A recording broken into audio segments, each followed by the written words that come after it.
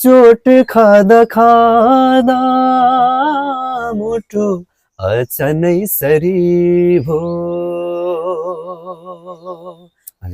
फेरि भेट नहोला बोलिराख है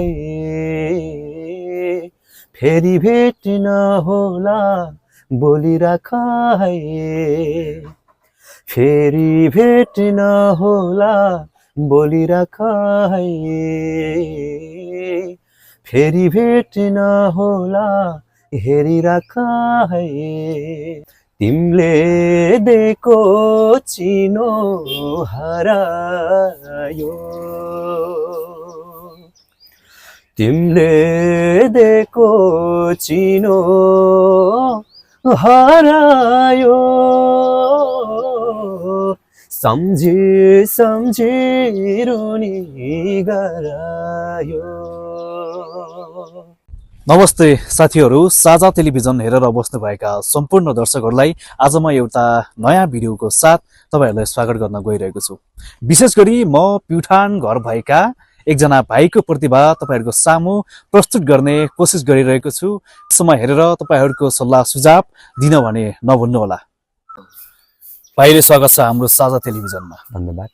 भाइको घर प्युठान भन्नुभयो हैन? हजुर। तपाईको परिचय दिनुहोस्। मेरो नाम चाहिँ दीपक विश्वकर्मा हो हैन। हजुर। मेरो घर चाहिँ ठेगाना सिसोकोदारी नगरपालिका 2 नयाँ गाउँ प्युठान हो। हजुर। म चाहिँ अध्ययन गरिरहेको छु है। अहिले चाहिँ भर्खर एससी दिइसके। तपाई एससी दिएर बस्नु भएको छ अहिले चाहिँ। हजुर। अनि तपाई मैले तपाईको आफन्तीहरुबाट चाहिँ तपाई राम्रो गीत गाउनुहुन्छ भन्ने सुनेको छु।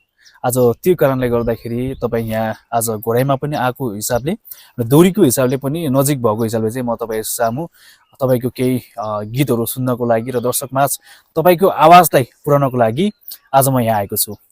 आशा छ तपाईको गीत दर्शकहरुलाई पक्कै पनि मन पर्ने छ भन्दै म सर्वप्रथम त तपाईको एउटा गीतबाटै सुरु गर्न चाहन्छु। एउटा गीत गाएर सुनाइदिनुस् पहिले दर्शकहरुको लागि। ए हुन्छ। चोट खाँदा खाँदा मुटु अचनै सरी भो हो चोट खाँदा खाँदा मुटु अचनै सरी भो एकै पलको मिलन पनि जिन्दगी भरि भो खिल बनेर काटिरहेछु यो जुनी दिन गनेर काटिरहेछु यो जुनी दिन गनेर चोट खाँदा खाँदा मुटु अचनै सरी भो। तपाई यो गायन क्षेत्रमा कहिलेदेखि चाहिँ गीत गाउन सुरु गर्नुभयो? बाल्यकालदेखि? हजुर, म चाहिँ एकदमै सानै भनौँ न है। हजुर, कतिमा पढ्दाखेरि तपाईको? मैले चाहिँ अब 4 क्लासदेखि नै सुरु गरेको भनौँ न। 4 क्लासदेखि चाहिँ तपाई गीत गाउन सुरु गर्नुभयो? हजुर। अनि तपाईले यो गीतमा चाहिँ निरन्तरता दिनुपर्छ भन्ने सल्लाह सुझाव हौसला चाहिँ कोबाट पाउनुभयो? मैले चाहिँ अब स्कुलहरुमा पनि गाउने गर्थेँ है, धेरै एकदमै गाउने गर्थेँ। अनि घरदेखि पनि एकदमै राम्रो छ है, मेरो गर्दै जानु भन्नुभयो मम्मीले पनि है, अनि बाबाहरूले अनि दिदीहरूले पनि। मैले चाहिँ अब केही गर्न पर्छ हैन, अब मेहनत गर्दै जान्छु, अब कस्तो हुन्छ भन्ने चाहिँ निरन्तरता दिइरहे हैन। अब अहिले चाहिँ गाउँछु भनौँ न। तपाई एउटा गीत संगीतमा लाग्नुभन्दा पहिले, गीत गाउनुभन्दा पहिले चाहिँ कुन गायकको गीत सुनेर चाहिँ तपाई चाहिँ ल है म पनि यस्तै बन्न पाए हुन्थ्यो हैन, एउटा म पनि गाउँछु भन्ने खालको चाहिँ त्यो कुन गायकको गीत सुनेपछि देखिसकेपछि तपाईलाई त्यस्तो लाग्यो कि मैले गाउनु पर्छ, अब चाहिँ मैले पनि गाउन पर्छ र म पनि त राम्रो गायक बन्न सक्छु राम्रोसँग गाएर भन्ने चाहिँ तपाईलाई कहिलेदेखि लाग्यो? मैले चाहिँ आधुनिक गीतहरू गाउने गर्थेँ पहिला चाहिँ है, लोकगीत गीतहरू पनि गाउने गर्थेँ। तर फेभरेट सङ चाहिँ मेरो चाहिँ पवन खरेल दाइको चाहिँ एकदमै मिठो लाग्थ्यो मलाई हैन। हजुर हजुर। अनि त्यहाँले गाएको देखेर चाहिँ मैले पनि गाइहाल्छु, गाउँछु कि भन्ने त्यस्तो लाग्थ्यो मलाई हैन। हजुर। अब आधुनिक गीतहरू गाउने गर्थेँ, एकदमै मन पर्थ्यो भनौँ न है। अनि तपाईको जुन एउटा सङ्गीततर्फ जुन तपाईले एउटा पाइला राख्नु भएको छ, तपाईको पाइलाले निरन्तर साथ पाओस्। अब हामीले यो भिडियो दर्शकको सामु ल्याइदिएका छौँ। दर्शकहरूलाई कस्तो लाग्छ पक्कै पनि सल्लाह सुझाव दिनुहुनेछ। र तपाईँको एउटा पप गीत पनि सुन्न मन लाग्यो ए हुन्छ होइन। म गाउँछु नि भाइ। तपाईँको त लोकदोरी विधाको पनि सुन्यौँ हामीले, आधुनिक हजुर। विधाको पनि सुन्यौँ, एउटा पप गीत पप विधाको पनि सुन्यौँ। ए ल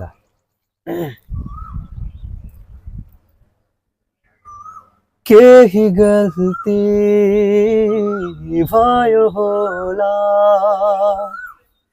कहाँ भयो सोच्न सकिन नराम्रो शब्द बोले होला यो ओठलाई रोक्न सकिन अब जाने नै त हौ तिमी हतार पनि नगरिदेऊ म पनि जान्छु धेरै टाढा एकछिन त हो नि बोलिदेऊ फेरि भेट नहोला बोलिराख है फेरि भेट नहोला बोलिराख है फेरि भेट नहोला बोलिराख है फेरि भेट नहोला हेरिराख है। निकै नै गीतमा त तपाईँले निकै नै राम्रो मनसुनी गीत गाउनुभयो। वास्तविकमा पनि कसैलाई हेरिरहने बोलिरहने त्यस्तो केही छ कि कस्तो छ अहिलेसम्मको अवस्था? त्यस्तो चाहिँ छैन भनौँ। त्यस्तो छैन।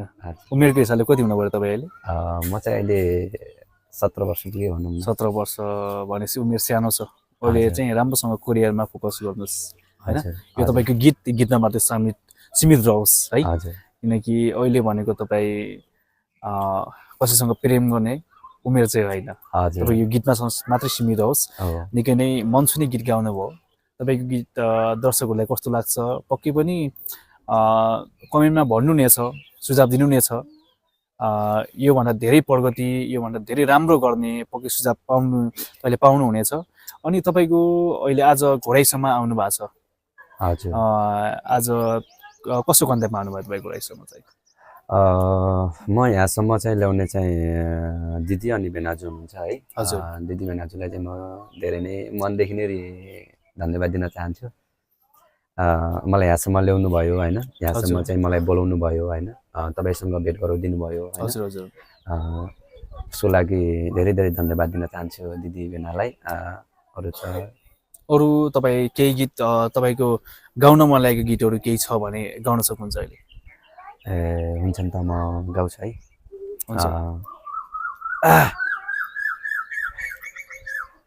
म त सानो गाउँको मान्छे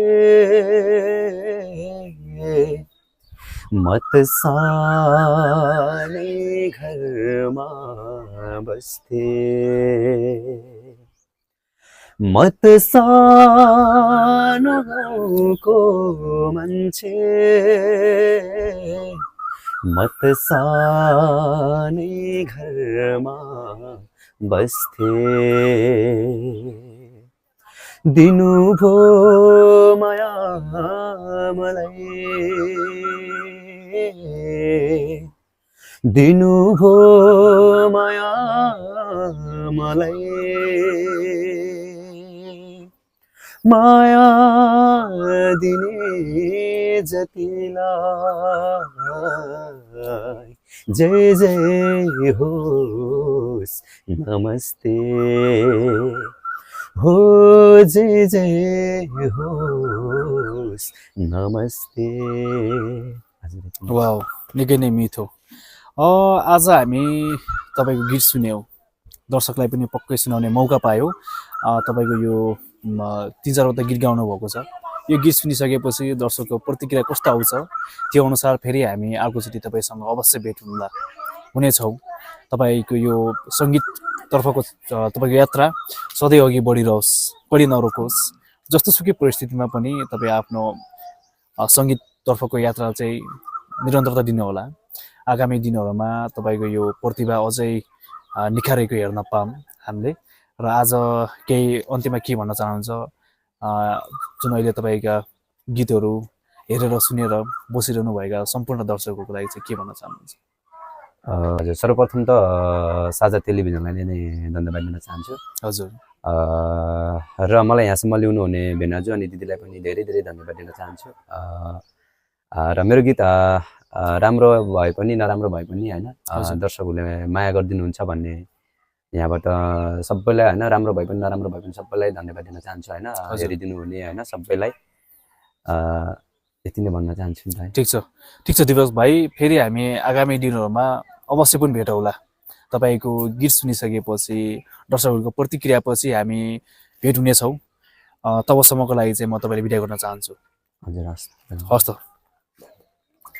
भाइ।